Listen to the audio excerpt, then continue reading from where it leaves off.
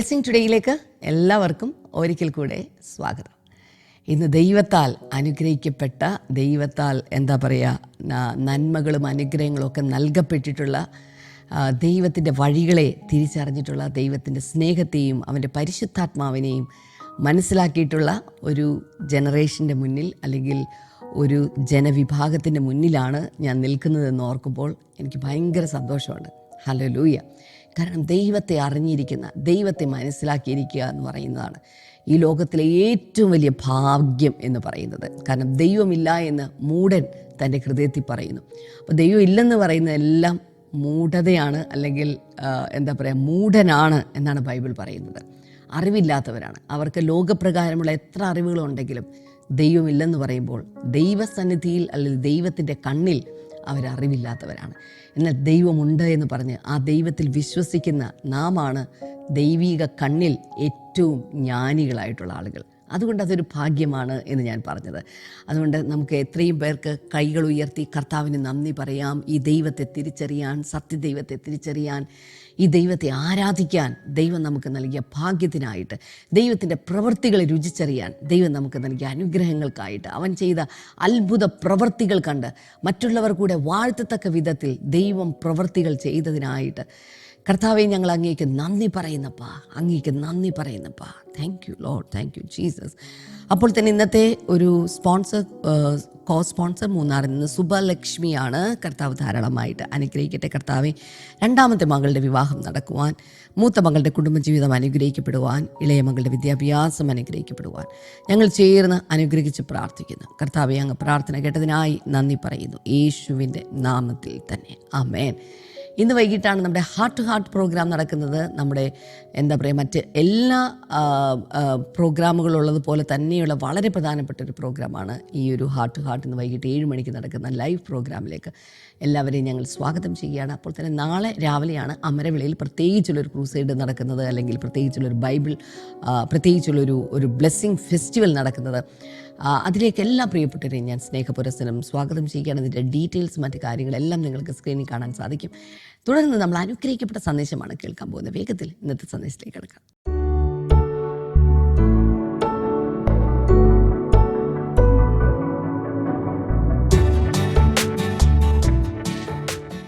Welcome back.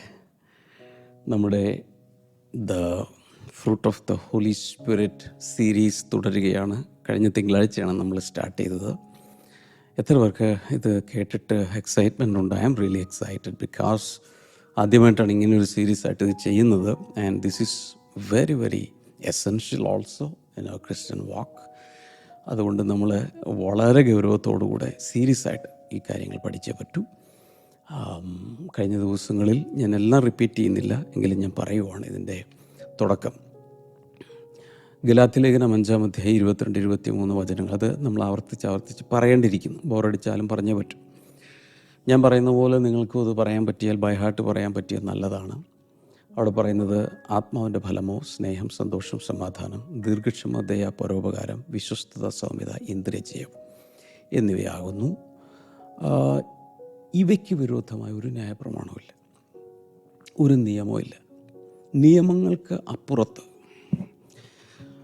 എല്ലാവിധ കൽപ്പനകളുടെയും അപ്പുറത്ത്, സദാചാര ശാസ്ത്രത്തിനപ്പുറത്ത്, എല്ലാ മതങ്ങളുടെ തത്വസംഹിതകളുടെയും അപ്പുറത്ത് നിൽക്കുന്ന, ആത്മാവ് വിളയിക്കുന്ന ഒരു ഫ്രൂട്ടുണ്ട്. ആ ഫ്രൂട്ട് വന്നു കഴിഞ്ഞാൽ മോശയുടെ നിയമമില്ല, ഒരു നിയമമില്ല. കാരണം അതിൻ്റെ എല്ലാം മുകളിൽ ആയിട്ടാണ് ഈ വ്യവസ്ഥ. അതിൻ്റെ കാരണം നമ്മൾ ഏദൻ തോട്ടത്തിൽ പോയി കണ്ടെത്തിയിട്ട് തിരിച്ചു വന്നത് ഓർമ്മ ഉണ്ടായിരിക്കും. 2 വൃക്ഷങ്ങൾ, ഒന്ന് ജീവൻ്റെ വൃക്ഷം, മറ്റേത് അറിവിൻ്റെ വൃക്ഷം. കർത്താവ് പറഞ്ഞു, ഇത് തുടരരുത്, ഈ അറിവിൻ്റെ വൃക്ഷത്തിൻ്റെ ഫലം പോയി കഴിക്കരുത്. അത് പാപത്തിൻ്റെ വൃക്ഷമൊന്നുമല്ല. ഒത്തിരി പേര് വ്യാഖ്യാനിക്കുന്നത് പാപത്തിൻ്റെ ഫലം, അങ്ങനെയൊക്കെയുള്ള കുറേ പിക്ചറൈസേഷനും ഇമേജസൊക്കെ ഹൗവ ഇങ്ങനെ പാപത്തിൻ്റെ വൃക്ഷഫലം ഇങ്ങനെ കടിച്ച് തിന്നുന്നൊക്കെ കാണാം. അതൊന്നുമല്ല. ഇത് രണ്ടും അതിൽ തന്നെ കുഴപ്പമൊന്നുമില്ല. രണ്ട് മെത്തേഡ്സാണ്, രണ്ട് വേ ഓഫ് ലൈഫാണ്. മനുഷ്യന് ദൈവം ഇൻഡിപെൻഡൻറ്റ് വില്ലോടുകൂടി സൃഷ്ടിച്ചതുകൊണ്ട്, സ്വതന്ത്രമായ ഫ്രീ വില്ലോടുകൂടി സൃഷ്ടിച്ചതുകൊണ്ട് മനുഷ്യനാണ് ചൂസ് ചെയ്യേണ്ടത് ഈ വഴി പോകാം, ഈ വഴി പോകാം. ഈ വഴി എന്താണ്? ജീവൻ്റെ വൃക്ഷത്തിൻ്റെ ജീവൻ്റെ മാർഗമാണ്. ദൈവത്തിൽ ആശ്രയിച്ച് കൃപയിലൂടെ ഒരു സ്ട്രെയിനില്ലാതെ, എഫേർട്ടില്ലാതെ കർത്താവിലൂടെ തന്നെ ജീവൻ്റെ വൃക്ഷത്തിൻ്റെ ഫലം കഴിച്ച് ഇമ്മോർട്ടാലിറ്റിയിലേക്ക് അല്ലെങ്കിൽ നിത്യജീവനിലേക്ക് പോകാം. ഇതാണെങ്കിൽ ഇത് തിന്നിട്ട് നമ്മുടെ അകത്തൊരു നന്മയും തിന്മയും തിരിച്ചറിയുന്ന കോൺഷ്യസ്നസ് എന്ന് പറയുന്ന സാധനം അങ്ങ് ലൈവാവും. മനസാക്ഷി, അതുവരെ മനസാക്ഷിയുടെ ആവശ്യമില്ലായിരുന്നു എന്ന് പറയുന്നത്. ഈ ചൂസിങ് വരുന്ന സമയത്താണ് മനസാക്ഷിയുടെ ആവശ്യം വന്നത്. പെട്ടെന്ന് കോൺഷ്യസ്നസ് പെട്ടെന്ന് അങ്ങ് അകത്ത് ഉണർന്നു. എന്നിട്ട് അവരുടെ കണ്ണ് തുറന്ന് തെറ്റും ശരിയും ഇങ്ങനെയുള്ള സാധനങ്ങൾ വരാൻ തുടങ്ങി. അങ്ങനെ എന്തൊക്കെയോ കാരണത്താൽ അങ്ങനെ പോവും. തെറ്റ് തിരഞ്ഞെടുത്തു, വീണു, അനുസരണക്കേട് കാണിച്ചു, വീണു. രോഗം, പാപം, ശാപം തുടങ്ങിയതെല്ലാം ഈ യൂണിവേഴ്സിലേക്ക് പ്രവേശിക്കുന്നു. പിന്നെ സ്വയമായി ഹവ്വയും ആദമും ഒക്കെ അത്തിയില കൊണ്ട് മറയ്ക്കാൻ ശ്രമിച്ചു, നാണം മറയ്ക്കാൻ ശ്രമിച്ചു. സൂര്യൻ ഉദിച്ചപ്പോൾ അത് കരിഞ്ഞുപോയി. അത് കാണിക്കുന്നത് മതങ്ങളിലൂടെ അല്ലെങ്കിൽ സ്വയമായ പരിശ്രമത്തിലൂടെ നഗ്നത മറക്കാൻ, പാപത്തെ ഹൈഡ് ചെയ്യാൻ ഒക്കെയുള്ള ശ്രമമാണ്. അതിലൂടെ പോയി അവസാനം മരണത്തിൽ കലാശിക്കുന്നു. അപ്പം ഇങ്ങനെ രണ്ട് മാർഗ്ഗങ്ങൾ അത് കാണിക്കുന്നത്. ഈ ജീവൻ്റെ വൃക്ഷം കാണിക്കുന്നതിൻ്റെ ഫലം കാണിക്കുന്നത് ഗലാത്യലേഖനം 5:22-23 കാണുന്ന ആത്മാവിൻ്റെ ഫലമാണെന്നാണ് ഇനി പറഞ്ഞു വരുന്നത്. ഓക്കെ, എന്നാൽ ഇതിൽ നിന്ന് കിട്ടുന്നത്, ഈ അറിവിൻ്റെ വൃക്ഷത്തിലൂടെ നമുക്ക് കിട്ടുന്നത് ഏറ്റവും അവസാനം എൻഡ് റിസൾട്ട് എന്ന് പറയുന്നത് വർക്ക്സ് ഓഫ് ദ ഫ്ലഷ് ആണ്, ജഡത്തിൻ്റെ പ്രവൃത്തികളാണ്. അതിലാണ് പലപ്പോഴും മനുഷ്യൻ പൊക്കോട്ടിരിക്കുന്നത്. എന്നാൽ പൗലോസ് പറയുകയാണ്, മക്കളെ അതിൽ പോകല്ലേ, ആത്മാവിൻ്റെ ഫലത്തെ ഈൽഡ് ചെയ്യിപ്പിക്കണം. അതിന് വേണ്ടിയിട്ട് കൃപാവരങ്ങളും ഇതും തമ്മിലുള്ള വ്യത്യാസമൊക്കെ നമ്മൾ കണ്ടു. കൃപാവരങ്ങൾ gift is given but fruit is grown. ഇത് ദാനമായി ഒറ്റ ഇൻസ്റ്റൻറ്റേനിയസ്ലി നമുക്ക് ഫ്രീ ആയിട്ട് കിട്ടുന്നു. എന്നാൽ ഇത് നമ്മൾ ജീവിതകാലം കൊണ്ട് വളർത്തിയെടുക്കേണ്ടതാണ് ആത്മാവിൻ്റെ ഫലം. അതിൽ ഓരോന്നെടുത്ത് പഠിക്കാൻ തുടങ്ങി. സ്നേഹം കണ്ടു, സന്തോഷം കണ്ടു, ഇല്ലേ? ഇനി അടുത്തതിലേക്ക് നമുക്ക് പോകാം. Fruit of the spirit number 3 peace, അല്ല പറഞ്ഞ സമാധാനം. അപ്പോൾ ആദ്യം സ്നേഹം വന്നു, ആ സ്നേഹത്തിൽ അധിഷ്ഠിതമായ സന്തോഷത്തിലേക്ക് വന്നു. ഇനി ആ സന്തോഷത്തിൽ നിന്നും ഉളവായി വരുന്ന ഒന്നാണ് സമാധാനം. എല്ലാവരും എന്ന് പറയുന്നത് സമാധാനം. ഫിലിപ്പിലേഖനം 4:6-7 കുറച്ച് നാൾ മുമ്പ് പഠിച്ചു കഴിഞ്ഞേ ഉള്ളൂ. ആംപ്ലിഫൈഡ് ബൈബിളിൽ നിന്ന് വായിക്കുകയാണ്. Do not be anxious or worried about anything. ഒന്നിനെക്കുറിച്ച് നിങ്ങൾ വിചാരപ്പെടല്ലേ. Or but in everything, that means in every circumstances and situation, എല്ലാ സാഹചര്യങ്ങളിലും എന്ത് ചെയ്യണം? By prayer and petition with thanksgiving continue to make your specific request known to God. പ്രാർത്ഥനയാലും അപേക്ഷയാലും നിങ്ങൾ എന്ത് ചെയ്യണം? നന്ദിയോടുകൂടെ, സ്തോത്രത്തോടുകൂടെ നിങ്ങളുടെ ആവശ്യങ്ങളൊക്കെ ദൈവത്തോടങ്ങ് വളരെ സ്പെസിഫിക്കായി പറഞ്ഞാൽ മാത്രം മതി. അതാണ് അതിൻ്റെ പരിഹാരം. അതിനുശേഷം പറയുക, അങ്ങനെ ചെയ്താൽ എന്ത് സംഭവിക്കും? And the peace of God, that peace which reassures the heart, that peace which transcends all understanding, stands God over your hearts and your minds in Christ Jesus. അപ്പോൾ ഇവിടെ സംഭവിക്കുന്നത്, അങ്ങനെ ചെയ്താൽ ദൈവത്തിൻ്റെ സമാധാനം, അഥവാ സകല ബുദ്ധിക്കും അതീതമായ, നമുക്ക് നിരക്കാത്ത, റാഷണൽ അല്ലാത്ത, ബുദ്ധിക്കതീതമായ ദൈവിക സമാധാനം നമ്മുടെ ഹൃദയങ്ങളിലും വികാരങ്ങളിലും ഒക്കെ വന്നങ്ങ് നിറയും. ഇതാണ് നമ്മൾ മനസ്സിലാക്കേണ്ടത്. God's peace is not just a soothing feeling. ഒരു ചെറിയൊരു ആശ്വാസവും തണുപ്പും നൽകുന്ന, ഒന്ന് തട്ടി ആശ്വസിപ്പിക്കുന്ന ഒന്നല്ല ദൈവിക സമാധാനം. It is a God, it is A sentry. ഈ ഇവിടെ പറയുന്നത് നിങ്ങളുടെ ഹൃദയങ്ങളെയും നിലവുകളെയും ക്രിസ്തുയേശുവിൽ കാക്കും എന്നാണ്. അവിടെ ഉപയോഗിച്ചിരിക്കുന്നത് the peace is a guard അല്ലെങ്കിൽ sentry, a watchman posted at the gates of your heart and mind. ഹൃദയത്തിൻ്റെയും മനസ്സിൻ്റെയും വാതിലിൽ ഇങ്ങനെ നിയമിക്കപ്പെട്ടിരിക്കുന്ന ഒരു പാറാവുകാരൻ, സെൻറ്റിനൽ, വാച്ച്മാൻ, ഗോഡ്. കേൾക്കുന്നുണ്ടോ?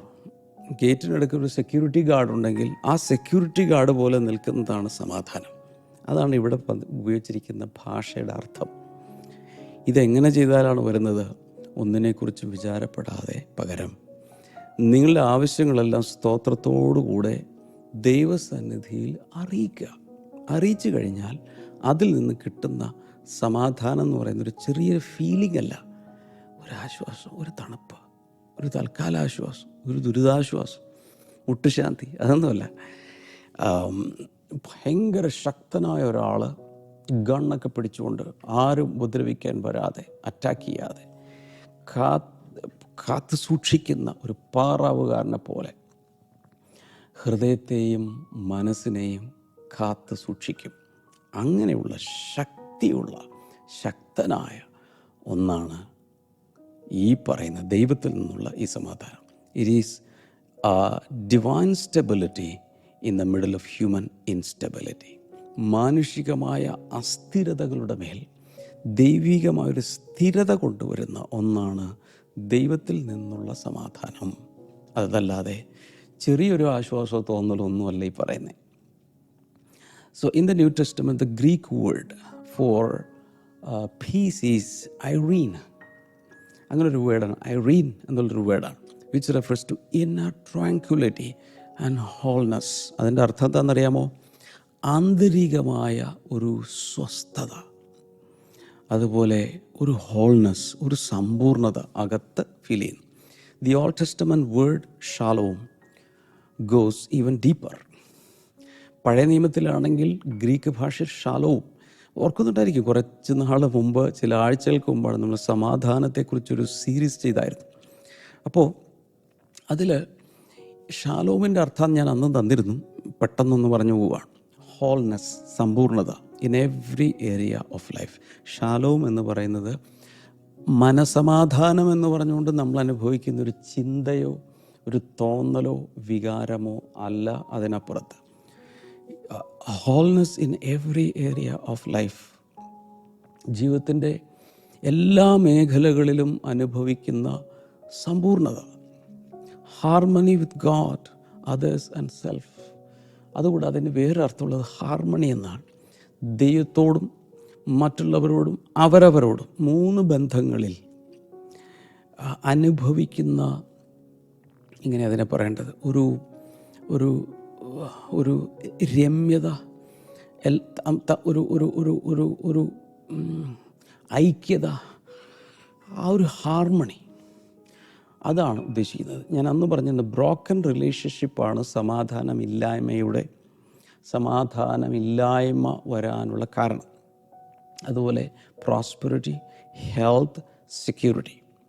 പ്രോസ്പെറിറ്റി, ഹെൽത്ത്, സെക്യൂരിറ്റി, അഭിവൃദ്ധി, അല്ലേ, നമുക്കുണ്ടാകുന്ന ഐശ്വര്യം, ആരോഗ്യം, സെക്യൂരിറ്റി, ഇതെല്ലാം സമാധാനത്തിൽപ്പെട്ടിട്ടുണ്ട്. Nothing missing, nothing broken.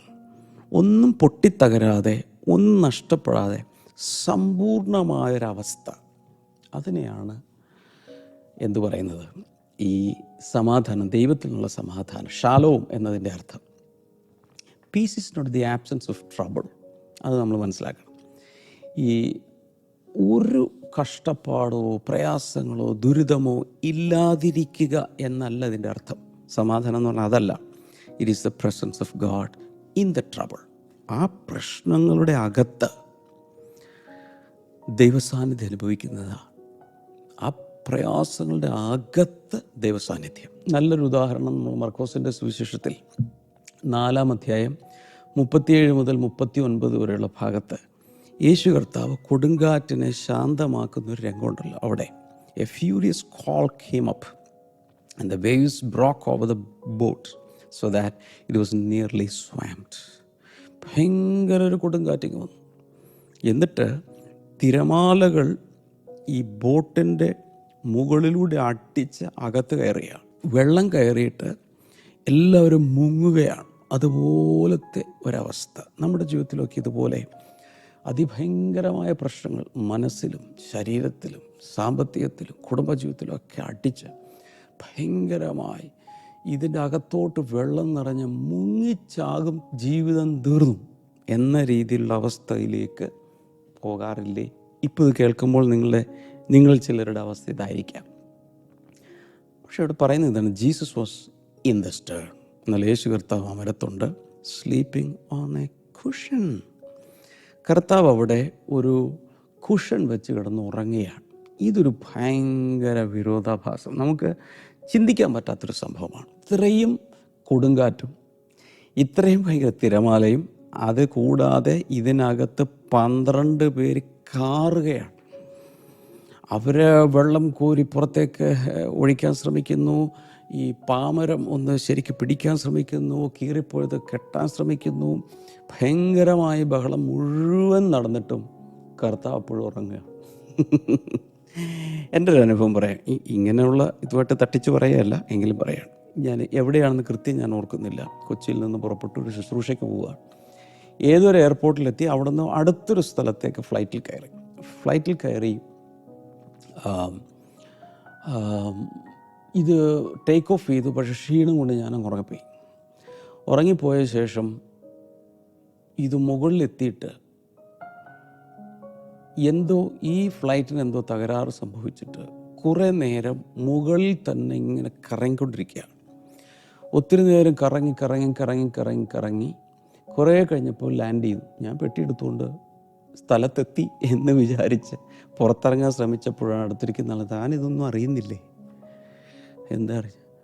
ഇപ്പം ഇത്ര നടന്നൊന്നും നിങ്ങൾ അറിഞ്ഞിട്ടില്ലേ? No, I was sleeping. അപ്പോഴാണ് പറയുന്നത്, എന്തോ തകരാറ് സംഭവിച്ചിട്ട് ഈ ഫ്ലൈറ്റ് അതിന് മുകളിൽ ചുറ്റി ഒത്തിരി പ്രാവശ്യം റൗണ്ട് അടിച്ചിട്ട് സെയിം എയർപോർട്ടിലാണ് ഇറക്കിയത്. എന്നിട്ട് ഇനി വേറെ ഫ്ലൈറ്റിൽ മാറി കയറി പോകണം. പക്ഷേ ഇതൊന്നും ഞാൻ അറിഞ്ഞിട്ടില്ല. ഉണർന്നിരുന്നായിരുന്നെങ്കിൽ ഒരുപക്ഷെ ഞാൻ പേടിച്ചേനെ. പക്ഷേ ഞാൻ ഉറങ്ങിപ്പോയി. യേശു കർത്താവ് ഇവിടെ ഉറങ്ങുകയാണ്. യേശു കർത്താവ് എന്ന് പറയുമ്പോൾ മാനുഷികമായി തൻ്റെ ശരീരത്തിന് ക്ഷീണമുണ്ട്, ഉറങ്ങുന്നു, മനസ്സിലാക്കാം. ഇനി എഴുന്നേറ്റ് കഴിഞ്ഞപ്പോൾ എല്ലാവരും കൂടി ചേർന്ന് യേശു കർത്താവ് കിടന്ന് കരഞ്ഞോ? യേശു കർത്താവിന് വെപ്രാളമോ ഒന്നും ഉണ്ടായിരുന്നില്ല. അവിടെ വായിക്കുന്ന ഇങ്ങനെ, the disciples woke him and said to him, teacher, don't you care if we drown? ഈ ശിഷ്യന്മാർ എഴുന്നേറ്റ് ചോദിക്കുന്ന ചോദ്യം, ഗുരു, ഞങ്ങൾ നശിച്ചു പോകുന്നതിൽ നിനക്ക് വിചാരമില്ലേ? അപ്പോൾ വേറെ കാര്യം കൊണ്ട് ഓർക്കണം, യേശു കർത്താവ് അതിലുണ്ട്, യേശു കർത്താവ് മുങ്ങുവാണ്. അതിനെക്കുറിച്ച് ഇവർ ചിന്തിക്കുന്നില്ല. ഞങ്ങൾ നശിച്ചു പോകുന്നതിൽ നിനക്ക് വിചാരമില്ലേ എന്ന് ചോദിക്കുന്നത്. യേശു ആ സമയത്തൊരു മനുഷ്യനാണ്, മനുഷ്യ ശരീരത്തിലാണ്. ഏതാ ഒരു പക്ഷേ അവരുടെ ചിന്ത ഇവൻ ദൈവപുത്രനായതുകൊണ്ടെന്ന് വിശ്വസിക്കുന്നുണ്ടോ ഇല്ലെന്ന് നമുക്ക് അറിഞ്ഞുകൂടാ. കർത്താവിന് ഇതെല്ലാം ചെയ്യാൻ പറ്റും, അല്ലെങ്കിൽ ഞങ്ങൾ മുങ്ങിച്ചെത്താലും കർത്താവ് രക്ഷപ്പെടുമായിരിക്കും എന്നൊക്കെ ആയിരിക്കും അവർ ചിന്തിച്ചത്. എനിവേ, ഹി ഗോട്ട് അപ്പ്, കർത്താവ് എഴുന്നേറ്റു, rebuked the wind and said to the waves. കാറ്റിനങ്ങ് ശാസിച്ചു. നമ്മൾ ഒരു പൂച്ച കയറി വരുന്നു, ഒരു കോഴി കയറി വരുന്നു, അല്ലെങ്കിൽ ഒരു പട്ടി കയറി വരുമ്പോൾ നമ്മൾ ഓടിക്കും, ശാസിക്കും, അല്ലെങ്കിൽ കള്ളം കയറി വന്നു. അതുപോലെ തിരമാലകൾ പറഞ്ഞു, ക്വയറ്റ്, ബി സ്റ്റിൽ, കർത്താവ് പറഞ്ഞത്. ഇത്രയൊന്നും പറഞ്ഞില്ല, എന്ന് പറഞ്ഞെന്ന് മാത്രമാണ് ചിലർ പറയുന്നത്. Then the wind die down and it was completely calm. അതിനുശേഷം പെട്ടെന്ന് കാറ്റ് ശമിച്ചു, എല്ലാം ശാന്തമായി. ജസ്റ്റ് ഇമാജിൻ, ഈ തിരമാലകൾ ഇങ്ങനെ അട്ടിച്ചുകൊണ്ടിരിക്കുന്നു, ബോട്ട് ടോസ്ഡാണ്, ഉലഞ്ഞുകൊണ്ടിരിക്കുന്നു, എല്ലാ ശിഷ്യന്മാരും കാറി കൂവി കരയുന്നു. ആ സമയത്ത് യേശു ഉറങ്ങുന്നു. Why? Because he carried peace inside him. അകത്തൊരു സമാധാനം. എന്തു വന്നാലും പിതാവ് അറിയാതെ, പിതാവ് അനുവദിക്കാത്ത സമയത്ത് എൻ്റെ ജീവിതത്തിലൊന്നും സംഭവിക്കാൻ പോകുന്നില്ല. ഒരു നാഴിക വരുന്നുണ്ട്, അതിനുവേണ്ടിയാണ് ജനിച്ചത്, അതിനു മുമ്പൊന്നും സംഭവിക്കാൻ പോകുന്നില്ല എന്നുള്ള ഭയങ്കര സ്വസ്ഥത. ഞാൻ ചോദിക്കുക നിങ്ങളോട്, ഭയങ്കരമായൊരു കടം നിങ്ങൾക്കുണ്ടെന്നിരിക്കും, ഒരു 60 ലക്ഷം രൂപ കടം, അല്ലെങ്കിൽ 10 കോടി രൂപ കടം ഉണ്ടെന്നിരിക്കട്ടെ. പക്ഷെ നിങ്ങൾക്കറിയാം, ഇത്ര മാസങ്ങൾക്ക് ശേഷം, ഇത്ര വർഷങ്ങൾക്ക് ശേഷം ഈ കടം മൊത്തം വീട്ടിയിട്ട് നിങ്ങൾക്ക് അത്രയും രൂപ മെച്ചം ഉണ്ടാകുമെന്ന് നിങ്ങൾക്കറിയാമെന്നിരിക്കട്ടെ. നിങ്ങളിപ്പോഴേ സമാധാനത്തോടെ ഇരിക്കില്ലേ? ഇതിപ്പോൾ ഇനി അടുത്ത ഡിസംബർ ആകുമ്പോഴേക്കും ഇത് തീരും, അതിനുശേഷം ഇത്രയും രൂപ ബാക്കി ബാങ്ക് ബാലൻസ് ഉണ്ടാകുമെന്നുള്ള അറിവുണ്ടെന്നുണ്ടെങ്കിൽ ഈ മാസങ്ങൾ മുഴുവൻ അയ്യോ എൻ്റെ കടഭാരം പറഞ്ഞ എൻ്റെ കർത്താവേ ഞാൻ ഇങ്ങനെ ജീവിക്കും, ആളെന്നെ പിടിച്ചുകൊണ്ട് പോകുമോ, ഞാൻ ജയിലിൽ പോകുമോ, കടക്കാരൻ, ഈ അന്താളിപ്പും അങ്കലാപ്പും മൊത്തം മാറിപ്പോവില്ലേ? അതറിയാമെങ്കിൽ അതാണ് ഇവിടെ യേശുവിന് സംഭവിക്കുന്നത്. കർത്താവിനറിയാം. His peace wasn't determined by what was around him but by who he was connected to. കർത്താവിന് ഈ തിരമാലകളോ കൊടുങ്കാറ്റോ അതിനോട് ബന്ധപ്പെട്ടല്ല തൻ്റെ സമാധാനം. പകരം താൻ ആരുമായി ബന്ധപ്പെട്ടിരിക്കുന്നു, ആ ബന്ധത്തിലാണ് സമാധാനം ഇരിക്കുന്നത്. അതാരാണ്? പിതാവ്. പിതാവിനോട് എനിക്ക് വലിയ ബന്ധമുണ്ട്. അവനറിയാതെ ഒന്നും സംഭവിക്കില്ല. അവനാണ് എന്നെ അയച്ചത്, അവൻ്റെ പ്രവൃത്തിയാണ് ഞാൻ ചെയ്തത്, അവൻ്റെ വാക്കുകളാണ് ഞാൻ സംസാരിക്കുന്നത്, അവൻ്റെ പ്രവൃത്തികളാണ് ഞാൻ ചെയ്തുകൊണ്ടിരിക്കുന്നത്, അവൻ്റെ ദൗത്യമാണ് ഞാൻ ചെയ്യുന്നത്, അവൻ അയച്ചിട്ടാണ് ഞാൻ വന്നത്. ഇത് അറിയാവുന്നത് കൊണ്ട് പാനിക് ചെയ്യുന്നില്ല. ചുരുക്കി പറഞ്ഞാൽ peace is a person, the Lord Jesus. കർത്താവാണ് നമ്മുടെ സമാധാനം. അങ്ങനെ തന്നെ വചനമുണ്ട്, അവൻ നമ്മുടെ സമാധാനമാണ്. Yohannan 14:27 peace I leave with you, my peace I give you, I do not give to you as the world gives, do not let your hearts be troubled and do not be afraid. കർത്താവ് തന്നെ പറയുക, സമാധാനം ഞാൻ നിങ്ങൾക്ക് തന്നേച്ചു പോകുന്നു, എൻ്റെ സമാധാനം ഞാൻ നിങ്ങൾക്ക് തരുന്നു, ലോകം തരുന്നത് പോലെ അല്ല തരുന്നത്. അതുകൊണ്ട് നിങ്ങളുടെ ഹൃദയം കലങ്ങിപ്പോകരുത്, നിങ്ങൾ ഭയപ്പെടുകയും ചെയ്യരുത്. Jesus didn't say I will give you peaceful circumstances. അങ്ങനെയല്ല കർത്താവ് സമാധാനപരമായ സാഹചര്യം തരാമെന്ന് കർത്താവ് പറഞ്ഞിട്ടില്ല. പറഞ്ഞത് എൻ്റെ സമാധാനം തരാമെന്ന് പറഞ്ഞുള്ളൂ. എൻ്റെ അർത്ഥം അപ്പോൾ തന്നെ കർത്താവ് യോഹന്നാൻ 16:31 പറഞ്ഞ ഈ ലോകത്തിൽ നിങ്ങൾക്ക് കഷ്ടമുണ്ടെന്ന് പറഞ്ഞു. കഷ്ടതകളുടെ പെരുന്നാളായിരിക്കും, പ്രശ്നങ്ങൾ ധാരാളം ഉണ്ടായിരിക്കും. നിങ്ങളെ ചിലരുടെയൊക്കെ ഈ ന്യായാധിപ സംഘത്തിൻ്റെ മുമ്പിലൊക്കെ കൊണ്ടുപോയി നിർത്തും. നിങ്ങളെ കൊല്ലുന്നവർ ദൈവത്തിന് ബലി കഴിക്കുമെന്ന് ചിന്തിക്കുന്നൊരു കാലം വരും. നിങ്ങളെ അടിക്കുകയും തോഴിക്കുകയും കല്ലെറിയും എല്ലാം ചെയ്യുന്ന കാലം വരും. പക്ഷെ സമാധാനം ഞാൻ തന്നിട്ടാണ് പോകുന്നത്. എൻ്റെ അർത്ഥം ഇതിനോട് ബന്ധപ്പെട്ടല്ല നിങ്ങളുടെ സമാധാനം. കർത്താവ് കൊടുങ്കാറ്റിലും തിരമാലയിലും സമാധാനത്തോടെ കിടന്നുറങ്ങിയതുപോലെ യേശുവിൻ്റെ നാമത്തിൽ ഞാൻ പ്രവചിച്ച് നിങ്ങളെ മുഖത്ത് നോക്കി പ്രഖ്യാപിക്കുകയാണ്, വലിയ പ്രയാസങ്ങളും മധ്യത്തിൽ കിടന്നുറങ്ങാനും മറ്റുള്ളവരെ കിടത്തി ഉറക്കുവാനുള്ള കൃപ കർത്താവ് തരികയാണ്. ഈ സെയിം സമാധാനം. അപ്പോൾ കർത്താവ് ഈ കൊടുങ്കാറ്റിലൊക്കെ ഇരുന്ന് ഒരു സമാധാനം ഉണ്ടല്ലോ, കർത്താവ് കാണിച്ച സമാധാനം, ആ സമാധാനമാണ് നമുക്ക് തരുന്നതെന്ന് പറയുന്നത്. ഇവിടെ അടിച്ച് സ്വീകരിക്കുക, വെൽക്കം വെൽക്കം എന്ന് പറ. കാരണം ഈ സമാധാനത്തിന് ട്രാൻസ്ഫർ ചെയ്യാനും പറ്റും. അവിടെ ഒരു സമാധാനപുത്രൻ ആ വീട്ടിലുണ്ടെങ്കിൽ നിങ്ങളുടെ സമാധാനം അല്ലേ അവരുടെ മേൽ സെറ്റിലാവുമെന്ന് പറഞ്ഞു ആ വീട്ടിൽ ചെന്നിട്ട് ഷാലോം എന്ന് പറയുക. ഓക്കെ, അപ്പോൾ ഈ സമാധാനം കർത്താവിൻ്റെ ഉള്ളിൽ ഉണ്ടായിരുന്നത് കൊണ്ട് പിലാത്തോസിൻ്റെ മുമ്പിൽ നിൽക്കുമ്പോഴും ഗത്സമനയിലും അതുപോലെ ക്രൂസിൽ കിടക്കുമ്പോഴും ക്രൂസിൽ കിടന്നുകൊണ്ട് ഇവരുടെ കയ്യിൽ ആണിയടിക്കുന്ന സമയത്ത് ഇവരുടെ പാപങ്ങൾ ഇവരോട് നിരത്തരുത്. ഇവിടെ ഒന്നും കർത്താവ് ഭ്രാന്തിളകി വെപ്രാളം പിടിച്ച് നമ്മളെപ്പോലെ ഒന്നും കർത്താവ് കാണിക്കുന്നില്ല. അതിന് കാരണം that peace, he is the prince of peace. Hallelujah, love you Lord, hallelujah, praise God. യെശയ്യാവിൻ്റെ പുസ്തകം 26:3 കാണുന്നത്, you will keep in perfect peace those whose minds are steadfast because they trust in you. അവിടെയും നമ്മൾ കാണുന്നത് ഈ ഹൃദയം സ്ഥിരപ്പെട്ടിരിക്കുന്ന, മനസ്സ് സ്ഥിരപ്പെട്ടിരിക്കുന്ന ആളുകളെ സംബന്ധിച്ചിടത്തോളം അവർ നിന്നിൽ ആശ്രയിക്കുന്നത് കൊണ്ട് അവർക്ക് പൂർണ്ണമായ സമാധാനമുണ്ട് എന്ന് പറഞ്ഞിരിക്കുന്നു. So peace comes from anchored thoughts and steady trust in God's goodness. ദൈവത്തിൻ്റെ നന്മയിലുള്ള നമ്മുടെ സുസ്ഥിരമായ ചിന്തകൾ, അതായത് ആങ്കർ ചെയ്തിരിക്കുന്നത് പോലെ, ഒരു നങ്കൂരം പോയി പാറക്കൂട്ടത്തിൽ ഇങ്ങനെ പിടിച്ചിരിക്കുന്നത് പോലെ നമ്മൾ ആങ്കർ ചെയ്യുമ്പോൾ കർത്താവ് നല്ലവനാണ്, ദോഷമായിട്ടൊന്നും എനിക്ക് സംഭവിക്കില്ല, എല്ലാം നന്മയ്ക്കായി കൂടി വ്യാപരിക്കുന്നു എന്നുള്ളതിൽ നമ്മൾ ആങ്കർ ചെയ്തിരിക്കുന്ന നമ്മുടെ ചിന്തകളാണ് സമാധാനത്തിലേക്ക് നമ്മെ നടത്തുന്നത്.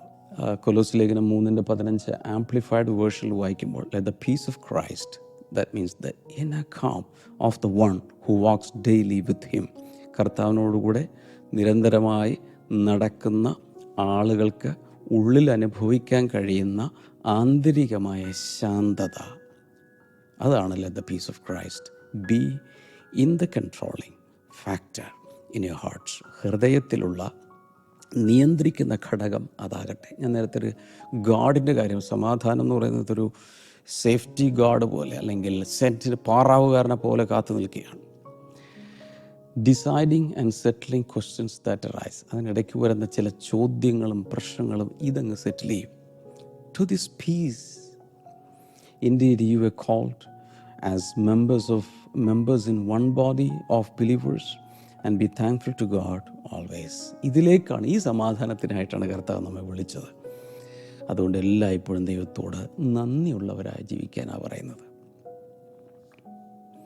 ഇവിടെ നമ്മൾ മനസ്സിലാക്കേണ്ടത് peace is not only a gift but a governor. സമാധാനം ഇവിടെ പറയുന്നതനുസരിച്ച് ഒരു കർത്താവ് ദാനമായിട്ട് തരുന്ന ഒരു സാധനം എന്നതിനപ്പുറത്ത് it's a governor, it's an umpire. It helps you make decisions. ഈ സമാധാനത്തിലാണ് തീരുമാനങ്ങൾ എടുക്കുന്നത്. If peace leaves you don't proceed.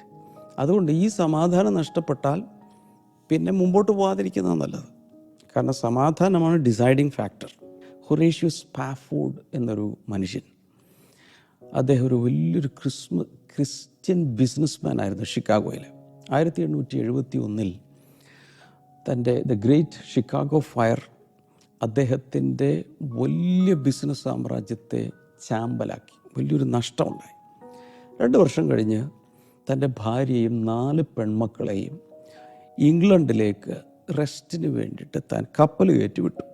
ആ പോകുന്ന വഴിയിൽ ഈ കപ്പൽ വേറൊരു കപ്പലുമായി ഇടിച്ചിട്ട് 4 പെൺകുഞ്ഞുങ്ങളും ആ കടലിൽ മരിച്ചു. വൈഫ് രക്ഷപ്പെട്ടു. വൈഫ് തനിക്കൊരു ടെലഗ്രാം അയച്ചു, സേവ്ഡ് അലോൺ, ഞാൻ മാത്രം രക്ഷപ്പെട്ടു. അപ്പോൾ അദ്ദേഹം അടുത്ത കപ്പലിൽ ഭാര്യയുടെ അടുത്തേക്ക് പോവുകയാണ്.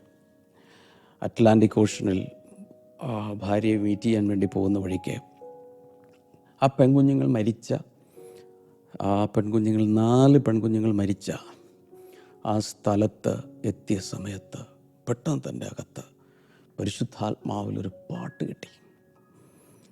ആ പാട്ട് ഇന്ന് ലോകവിഖ്യാതമാണ്.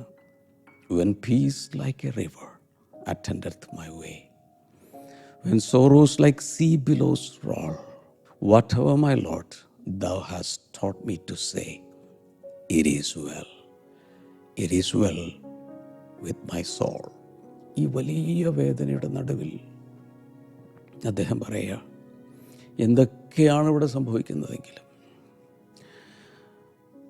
ദൈവത്തിൻ്റെ സമാധാനം ഒരു നദി പോലെ എൻ്റെ ജീവിതത്തിൽ ഇങ്ങനെ ഒഴുകുന്നത് കൊണ്ട് എന്തൊക്കെ എൻ്റെ ജീവിതത്തിൽ വന്നാലും it is well, it is well with my soul. അതെൻ്റെ ആത്മപ്രാണന് അത് മതി, അതൊക്കെയാണ്. സോ ഇങ്ങനൊരു വലിയ സമാധാനം ദൈവത്തിന് നമ്മുടെ ഹൃദയങ്ങളിൽ തരാൻ പറ്റും. നിങ്ങളുടെ ജീവിതത്തിൽ വലിയ നഷ്ടം ഉണ്ടായിട്ടുണ്ടോ? വളരെ ഇൻറ്റിമേറ്റായിട്ടുള്ള ഒരാൾ, നിങ്ങളുടെ ഭാര്യയോ ഭർത്താവോ മക്കളിൽ ഒരാളോ കുടുംബാംഗമോ നിങ്ങൾക്ക് നഷ്ടപ്പെട്ടു. പക്ഷേ ഇങ്ങനൊരു സമാധാനത്താൽ നിറയ്ക്കാൻ കർത്താവിന് സാധിക്കും. കർത്താവ് ഈ സമാധാനം എല്ലാവരും നിറയട്ടെ, ഇതൊരു ഫ്രൂട്ടായി വിളഞ്ഞു വരട്ടെ എന്ന് പ്രാർത്ഥിക്കുന്നു. രോഗികളെ യേശുവിൻ്റെ നാമത്തിൽ കൈനീട്ടാം, സൗഖ്യമാകട്ടെ. ഏത് വിഷയത്തിലും പ്രയാസത്തിലും വിടുതലുണ്ടാകട്ടെ. ഇൻ ജീസസ് നെയിം ആമേൻ. കർത്താവ് ധാരാളമായിട്ട് അനുഗ്രഹിക്കട്ടെ. നാളെ നമുക്ക് വീണ്ടും കാണാം. God bless you. ബൈ.